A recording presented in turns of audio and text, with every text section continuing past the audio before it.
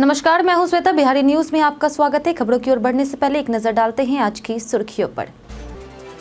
Patna high court का सख्त आदेश, DJ की ध्वनि सीमा तय उल्लंघन पर जब्ती और जुर्माना। राजगीर को मिली अंतर्राष्ट्रीय पहचान, एफआईएच ने हॉकी मैदान को दी मान्यता, अब बिहार करेगा वैश्विक मेजबानी। पटना मेट्रो की 3 बोगियों का दिखा पहला लुक, 15 अगस्त से दौड़ने लगेगी मेट्रो ट्रेन, 900 यात्रियों की होगी क्षमता। भारत अंडर 19 बनाम इंग्लैंड अंडर 19 टेस्ट में भी धमाल तय, एक बार फिर जलवा दिखाने को तैयार है वैभव सूर्यवंशी, पहला टेस्ट आज से शुरू। बिहार में एसआईआर 2025 के तहत अब तक 74% फॉर्म जमा। बिहार में विशेष गहन पुनरीक्षण यानी एसआईआर 2025 अभियान के तहत अब तक कुल 7.90 करोड़ मतदाताओं में से 74.39% यानी 5.87 करोड़ लोगों ने अपने गणना प्रपत्र भरकर जमा किए हैं। 24 जून को निर्देश जारी होने के बाद 17 दिनों में यह प्रगति दर्ज हुई है। अब तक 3.73 करोड़ फॉर्म बीएलओ ऐप और ईसीआई एनईटी के जरिए डिजिटली अपलोड हो चुके हैं। ईसीआई एनईटी में एईआरओ और ईआरओ के लिए सत्यापन मॉड्यूल भी जोड़ा गया है। इस अभियान में 77,895 बीएलओ, 20,603 नवनियुक्त बीएलओ और 4 लाख से अधिक स्वयंसेवक सक्रिय हैं जो घर घर जाकर फॉर्म भरवाने में मदद कर रहे हैं। वहीं 38 डीईओ, 243 ईआरओ और 963 एईआरओ पूरी प्रक्रिया की निगरानी कर रहे हैं। 1.56 लाख बूथ लेवल एजेंट्स की भागीदारी से अभियान को गति मिली है। पहली दूसरी कक्षा के शिक्षक अब होंगे प्रशिक्षित। बिहार सरकार ने राज्य के सभी 71,000 सरकारी प्रारंभिक विद्यालयों में पहली और दूसरी कक्षा के शिक्षकों को प्रशिक्षण देने का निर्णय लिया है। इस संबंध में प्राथमिक शिक्षा निदेशक साहिला ने सभी जिला शिक्षा पदाधिकारियों को निर्देश जारी किए हैं। प्रशिक्षण समग्र शिक्षा अभियान के अंतर्गत भारत सरकार की स्वीकृत वार्षिक कार्य योजना 2025-26 के एफएलएन और एफएस मद के तहत कराया जाएगा। जिला शिक्षा पदाधिकारियों से कहा गया है कि प्रत्येक स्कूल के प्रधानाध्यापक को निर्देश दें कि वे ई शिक्षा कोष पोर्टल पर कक्षा 1 और 2 के शिक्षकों को नामित करें। इस पहल का उद्देश्य प्राथमिक शिक्षा की गुणवत्ता को मजबूत करना और बच्चों की आधारभूत साक्षरता और संख्या ज्ञान को बेहतर बनाना है। यह कदम राज्य के प्रारंभिक शिक्षा स्तर को सुधारने की दिशा में एक महत्वपूर्ण प्रयास माना जा रहा। ध्वनि प्रदूषण पर हाईकोर्ट सख्त, सभी जिलों को आदेश।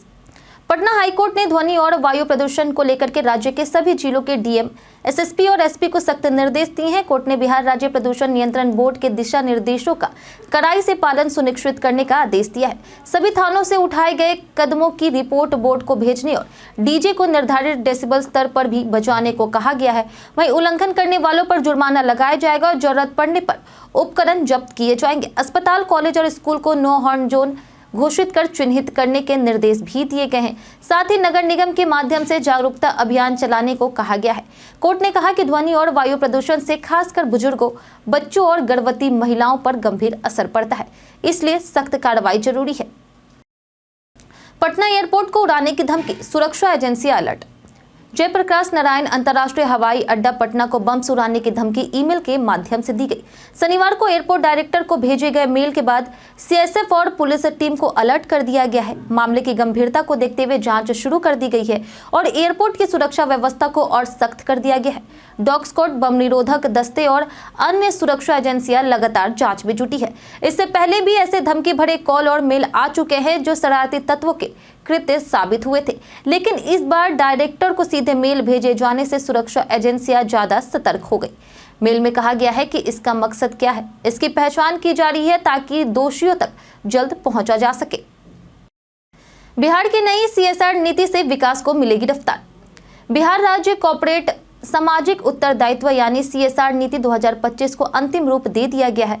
इसका उद्देश्य राज्य को सीएसआर खर्च के मामले में अग्रणी बना और विकसित बिहार 2047 संकल्प में योगदान देना है। नीति के तहत जुलाई के अंत तक एक सीएसआर पोर्टल लॉन्च किया जाएगा, जिससे कंपनियों को सीएसआर फंड खर्च करने में सुविधा होगी और सरकार को इन गतिविधियों की निगरानी भी मिल सकेगी। नीति अगले 5 वर्षों तक प्रभावी रहेगी। इसके क्रियान्वयन हेतु एक बिहार सीएसआर सोसाइटी और कार्यकारी समिति गठित की जाएगी, जिसकी अध्यक्षता मुख्य सचिव और वित्त सचिव करेंगे। कंपनी अधिनियम के अनुसार बड़ी कंपनियों को अपने पिछले 3 सालों के औसत शुद्ध लाभ का कम से कम 2% सीएसआर में खर्च करना अनिवार्य होगा। वहीं नीति राज्य में सामाजिक और आर्थिक विकास को गति देगी। राजगीर हॉकी मैदान को मिली अंतर्राष्ट्रीय मान्यता। राजगीर का हॉकी मैदान अब अंतर्राष्ट्रीय स्तर पर मान्यता प्राप्त हो चुका है। अंतर्राष्ट्रीय हॉकी महासंघ ने इसे 10 जून 2025 से 10 जून 2028 तक के लिए गुणवत्ता प्रमाण पत्र प्रदान किया है। इस मान्यता के बाद अब राजगीर में अंतर्राष्ट्रीय हॉकी मैचों का आयोजन संभव हो गया है। यह उपलब्धि बिहार के खेल क्षेत्र के लिए एक महत्वपूर्ण कदम मानी जा रही। वहीं मैदान को पूरी तरह से अंतर्राष्ट्रीय मानकों के अनुरूप तैयार किया गया। इसकी लंबाई 91.4 मीटर और चौड़ाई 55 मीटर है, जो FIH के निर्देशों के अनुसार है। मैदान में एस्ट्रोटर्फ, फ्लड लाइट और अन्य आधुनिक सुविधाएं भी मौजूद है। इस प्रणानन इसे न केवल राज्य में खेलों को बढ़ावा मिलेगा, बल्कि अंतर्राष्ट्रीय आयोजनों में माध्यम से राजगीर की पहचान भी वैश्विक स्तर पर मजबूत होगी। शूटर उमेश का कबूलनामा, फोटो दिखाकर दी थी सुपारी। बिहार के व्यवसायी गोपाल खेमका हत्याकांड में पटना पुलिस को बड़ी सफलता मिली है। पुलिस ने मुख्य साजिशकर्ता अशोक साव और शूटर उमेश यादव को कोर्ट से 5 दिनों के रिमांड पर लिया है और पूछताछ शुरू की है। उमेश यादव ने खुलासा किया कि अशोक साव ने ही हत्या की साजिश रची, पहचान कराई और पिस्तौल और 50,000 एडवांस दिए। उमेश ने बताया कि अशोक ने बांकीपुर क्लब से खेमका की लोकेशन दी थी। पूछताछ में अशोक साव कई सवालों पर चुप रहा, बीमारी का बहाना बनाता रहा। पुलिस ने उसके फ्लैट से जमीन और व्यवसाय से जुड़े दस्तावेज भी जब्त किए। इन दस्तावेजों के आधार पर कई ठिकानों पर छापेमारी की गई और 4 संदिग्धों से पूछताछ हो रही। वहीं CID भी जांच में जुटी है। पुलिस को आने वाले दिनों में और अहम सुराग मिलने की उम्मीद है। सावन में तपती धूप, बादलों ने तोड़े उम्मीदें। बिहार में मानसून फिलहाल कमजोर बना हुआ है। सावन में अच्छी बारिश की उम्मीदें धूमिल होती जा रही। वहीं शुक्रवार को भागलपुर को छोड़ करके राज्य के किसी भी हिस्से में बारिश दर्ज नहीं हुई, जबकि तेज धूप ने उमस और गर्मी बढ़ा दी है। पूरे राज्यों में अब तक सामान्य से 93% कम बारिश हुई है। गया को छोड़कर सभी जिलों में सामान्य से कम वर्षा हुई। खासकर सहरसा, पटना, बेगूसराय, खगड़िया जैसे जिलों में हालात ज्यादा खराब है। मौसम विभाग ने 12 से 16 जुलाई के बीच हल्की बारिश की संभावना जताई है, जबकि 15 और 16 जुलाई को कुछ जगहों पर मध्यम बारिश हो सकती है। अधिकतम तापमान 34 से 35 और न्यूनतम तापमान 26 से 28 डिग्री सेल्सियस रह सकता है। आर्द्रता सुबह 80 से 90% और दोपहर में 45 से 55% के बीच रह सकती है। बिहार के 35,000 स्कूलों को मिलेंगे प्रधान शिक्षक। बिहार के 35,000 से अधिक प्राथमिक विद्यालयों को इस माह नियमित प्रधान शिक्षक मिलने वाले हैं। शिक्षा विभाग ने कक्षा 1 से 5 तक के स्कूलों में प्रधान शिक्षक की तैनाती की प्रक्रिया तेज कर दी है। जिला आवंटन पर आई आपत्तियों का समाधान कर लिया गया है, जिससे स्कूल आवंटन की राह साफ हो गई है। 1 जुलाई को नए सिरे से मेरिट और चॉइस के आधार पर सॉफ्टवेयर से जिला आवंटन किया गया है, जिसकी जानकारी हाई कोर्ट को भी दी गई है। अब प्रधान शिक्षकों को इस शिक्षा कोष पोर्टल के माध्यम से स्कूल आवंटित होंगे और वहीं से योगदान की प्रक्रिया भी पूरी की जाएगी। वहीं 2024 में BPSC द्वारा हुई परीक्षा में 36,947 शिक्षक सफल घोषित हुए थे। हाईकोर्ट में याचिका के चलते प्रक्रिया रुकी हुई थी, जो अब पुनः शुरू हो गई है। जल्द ही नियमित प्रधान शिक्षक स्कूलों में योगदान देंगे। पटना मेट्रो की 3 बोगियों का दिखा पहला लुक। पटना मेट्रो परियोजना अब साकार रूप ले चुकी है। 15 अगस्त 2025 से बैरिया ISBT से मलाही पकड़ी तक मेट्रो ट्रेन दौड़ने लगेगी। पुणे से 3 बोगियों वाली मेट्रो ट्रेन पटना पहुंच रही है और इससे डिपो में असेंबल कर ट्रायल की तैयारी हो रही।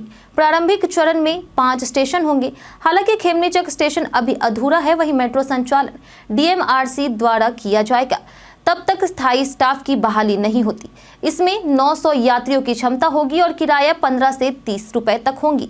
पटना मेट्रो सुबह 5 बजे से रात 11 बजे तक चलेगी। इसका मकसद शहर की ट्रैफिक समस्या को कम करना और तेज, सुरक्षित और आरामदायक यात्रा देना है। यह विकास उम्मीद और आधुनिक पटना के लिए ऐतिहासिक कदम है। शिक्षकों की डिग्री पर उठे सवाल, अब होगी सख्त जांच। बिहार के नालंदा जिले में फर्जी प्रमाण पत्रों के आधार पर नियुक्त शिक्षकों के खिलाफ निगरानी विभाग की जांच तेज हो गई है। अब तक कई शिक्षकों के दस्तावेज संदिग्ध पाए गए हैं। वहीं निगरानी अन्वेषण ब्यूरो पटना ने 16 शिक्षकों को नोटिस भेजकर मूल प्रमाण पत्रों सहित पूछताछ के लिए बुलाया है। इन शिक्षकों पर नियुक्ति के दौरान फर्जी या अप्रमाणित दस्तावेज जमा करने का आरोप है। यदि दोष सिद्ध हुआ तो सेवा समाप्ति और कानूनी कार्रवाई की जाएगी। यह जांच पटना हाईकोर्ट के आदेश पर की जा रही है, जिसके अंतर्गत चंडी प्रखंड के 9 शिक्षक विशेष जांच के दायरे में है।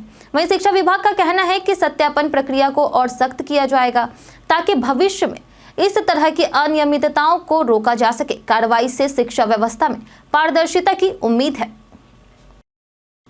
NCERT सर्वे में युवा नेतृत्व क्षमता पर चिंता जाहिर। राष्ट्रीय बाल अधिकार संरक्षण आयोग और NCERT द्वारा किए गए सर्वे में सामने आया कि बिहार के 45% किशोर और युवा नेतृत्व और निर्णय लेने में असमर्थ है। 14 से 25 वर्ष के 10 लाख से अधिक युवाओं पर हुए इस सर्वे में पाया गया कि वे पारिवारिक या करियर से जुड़े निर्णयों में आत्मनिर्भर नहीं हैं और अभिभावकों पर निर्भर रहते हैं। 4 लाख से अधिक युवाओं ने स्वीकार किया कि उन्हें नेतृत्व करने में डर लगता है। पिछले 5 वर्षों में निर्णय लेने की क्षमता में 15% और नेतृत्व क्षमता में 10% की गिरावट आई है। वहीं विशेषज्ञों का मानना है कि आत्मविश्वास की कमी और नैतिक शिक्षा के अभाव के कारण यह स्थिति बनी है। वहीं सप्ताह में एक दिन नैतिक शिक्षा की क्लास से सुधार संभव है। QRT से लेकर के वॉर रूम तक भाजपा की तैयारी पूरी। बिहार विधानसभा चुनाव को लेकर एनडीए के सभी घटक दल सक्रिय हो गए हैं। भाजपा का मीडिया सेक्टर 24 घंटे राज्य की राजनीतिक गतिविधियों पर नजर रख रहा और रिपोर्ट तैयार कर शीर्ष नेतृत्व तक पहुंचा रहा है। त्वरित प्रतिक्रिया टीम QRT भी रोजाना वीडियो कॉन्फ्रेंसिंग करती है। जल्द ही चुनाव प्रबंध समिति और भाजपा का वॉर रूम पूरी तरह सक्रिय होगा। उधर जदयू ने भी अत्याधुनिक वॉर रूम तैयार किया है जो 243 विधानसभा सीटों की पल पल की जानकारी एकत्रित कर रहा है। बूथ स्तर पर निगरानी और संदेश पहुंचाने के लिए वर्चुअल बैठकें हो चुकी है। पहली बार पार्टी के वॉर रूम में आर्टिफिशियल इंटेलिजेंस का इस्तेमाल किया जा रहा। सीएम नीतीश कुमार कार्यकर्ताओं को 225 सीटें जीतने का लक्ष्य दे चुके हैं और अभियान को जमीन पर उतारने की रणनीति तेज हो गई है। भारत अंडर-19 बनाम इंग्लैंड अंडर-19 टेस्ट में भी धमाल तय। भारत और इंग्लैंड अंडर-19 टीमों के बीच वनडे सीरीज खत्म होने के बाद अब दोनों टीमें 2 मैचों की यूथ टेस्ट सीरीज में भिड़ेंगी। पहला टेस्ट 12 जुलाई से बिकिनहम में खेला जाएगा। वहीं वनडे सीरीज में भारत ने 3-2 से जीत दर्ज की थी, जिसमें वैभव सूर्यवंशी ने 355 रन बनाकर शानदार प्रदर्शन किया। अब वह रेड बॉल क्रिकेट में भी जलवा दिखाने को तैयार है। वहीं भारतीय टीम की कप्तानी आयुष महात्रे और इंग्लैंड की कप्तानी थॉमस रेव कर रहे हैं। वहीं इंग्लैंड अपनी पिछली हार का बदला लेने के लिए रणनीति तैयार करेगा, जबकि भारत फिर से अपना दबदबा कायम रखने उतरेगा। इस यूथ टेस्ट का भारत में सीधा प्रसारण नहीं होगा, लेकिन fans Kent county cricket club के YouTube चैनल पर इसका लाइव टेलीकास्ट मुफ्त में देख सकते हैं। बीते दिन हमारे द्वारा पूछे गए सवाल का जवाब आप लोगों में से बहुत लोगों ने हमारे कमेंट बॉक्स सेक्शन में लिख कर दिया है। जिन्होंने हमारे द्वारा पूछे गए सवाल का जवाब दिया है उनके नाम है नौशाद रजा, मनोज दास, निधिनाथ, अरविंद कुमार, विनोद सिंह, आलोक प्रियदर्शी, जितेंद्र ठाकुर, मुन्ना प्रसाद, रामबाबू दास, रंजीत मिश्रा, राकेश मिश्रा, शिव प्रसाद, मिंटू ठाकुर, दीपक कुमार, प्रिया यादव और रवि कुमार। इसी के साथ बढ़ते हैं आज के सवाल की ओर और आज का सवाल है, आपको क्या लगता है चुनाव से पहले मिलने वाली योजनाएं असली विकास का हिस्सा है या फिर सिर्फ वोट बटोरने का तरीका? आप अपना जवाब हमें हमारे कमेंट सेक्शन में लिखकर जरूर बताएं। आज के लिए इतना ही। बिहार की तमाम खबरों के साथ बने रहने के लिए देखते रहे बिहारी न्यूज और साथ ही अगर आप YouTube चैनल पर देख रहे हैं तो चैनल को सब्सक्राइब करें और अगर आप Facebook पेज पर देख रहे हैं तो लाइक और फॉलो जरूर करें।